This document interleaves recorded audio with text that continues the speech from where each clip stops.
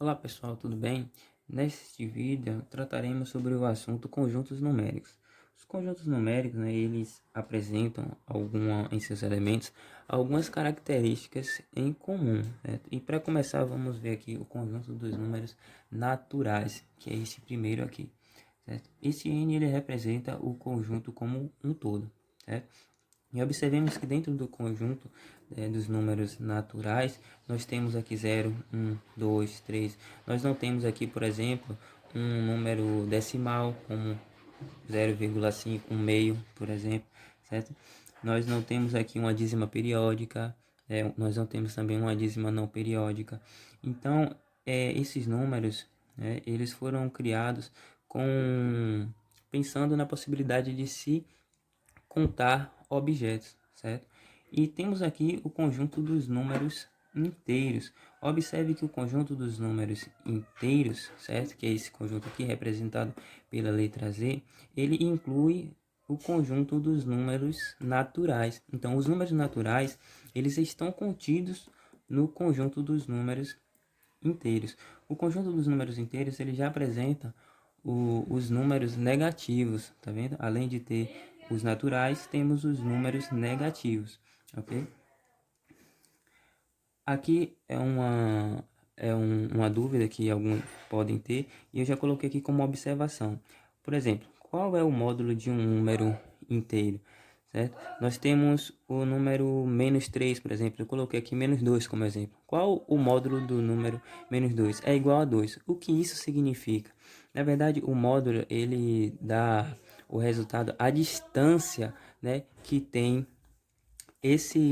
nessa posição que eu estou, no 2, até a origem, que é o zero. Então, na verdade, nós representamos ele como um número positivo. Se fosse menos 10, por exemplo, o módulo seria 10, que eu quero a distância de 0 até o número que eu estou analisando. Então, o conjunto dos números racionais agora. Então, nós já vimos números naturais, temos os números inteiros e temos o conjunto dos números racionais. Lembrando que, para cada um desses conjuntos, temos outros subconjuntos que veremos no próximo vídeo, certo? Então, aqui temos o conjunto dos números racionais. Observemos que o conjunto dos números racionais, ele já inclui o conjunto dos números inteiros. Então, eu tenho aqui como exemplo 0, mais ou menos 1, mais ou menos 1 sobre 2. Então, são todos os números que ele podem ser escritos em forma de fração, certo? Então, o 1, por exemplo, ele pode ser escrito em forma de fração. Eu posso colocar 1 sobre 1, que é igual a 1, certo? 1 sobre 2 é igual a meio. Então, eu posso dizer que uma das características desse conjunto é ter P sobre Q, sendo que P, ele seja um número inteiro, certo? Assim como Q também faça parte do conjunto dos números inteiros, só que Q ele precisa ser diferente de zero, certo? Então, todos essas frações que eu posso formar com esses números, sendo que P está contido no conjunto dos números inteiros e Q também está contido nos números inteiros diferente de zero, então eles fazem parte do conjunto dos números racionais. Temos aqui o conjunto dos números irracionais também, né? Esse conjunto, como está dizendo aqui, possui representação infinita não periódica. O que isso significa? Por exemplo, raiz quadrada de 2. Eu vou pegar um calculador aqui para exemplificar o resultado que nós obteremos, né? Eu tenho aqui raiz quadrada de 2. Observe que o resultado ele dá um número, que não é uma dízima periódica. O que é uma dízima periódica? É aquele resultado que eu tenho um número, um valor que ele se repete, periodicamente. Então, o conjunto dos números irracionais, são esses números, que eles representam infinito, apresentam representação infinita não periódica. Outro número é o π, por exemplo. Π ele equivale a 3,14159. Este número aqui, na verdade, ele está aproximado, certo? Ou não está completo. Na verdade, são dízimas, é infinitos, né? Se formos analisar aqui o resultado verdadeiro, são infinitos, é infinito, ok? E temos o conjunto dos números reais. O conjunto dos números reais, ele já inclui tanto o conjunto dos números irracionais quanto o conjunto dos números racionais. É a união desses dois conjuntos aqui.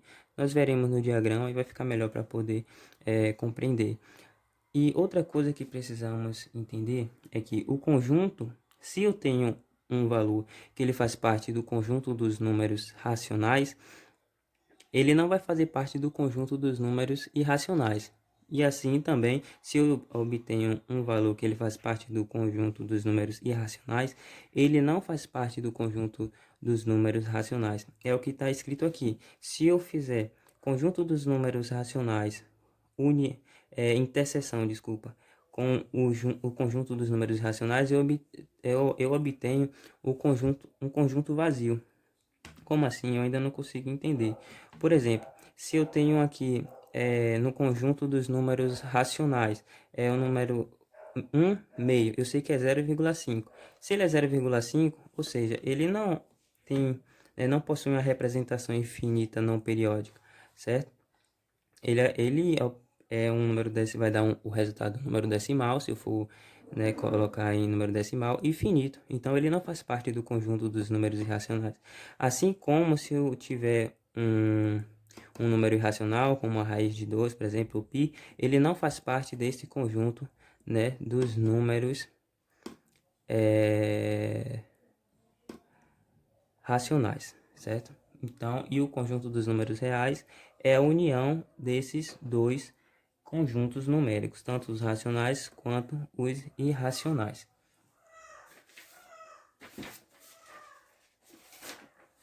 Para poder ter uma noção melhor sobre isso, aqui nós temos o diagrama, okay? Onde nós podemos observar o seguinte. Aqui o conjunto dos números naturais, que foram aqueles que nós estudamos inicialmente, certo? 0, 1, 2, 3, 4 e assim sucessivamente. Temos aqui o conjunto dos números inteiros, que são todos os números naturais e incluindo os números negativos. E temos aqui também o conjunto dos números racionais, que são aqueles que nós observamos que ele pode ser escrito em forma de fração, sendo que o numerador ele tem que ser um número que faça parte do conjunto dos números inteiros e o denominador, o conjunto dos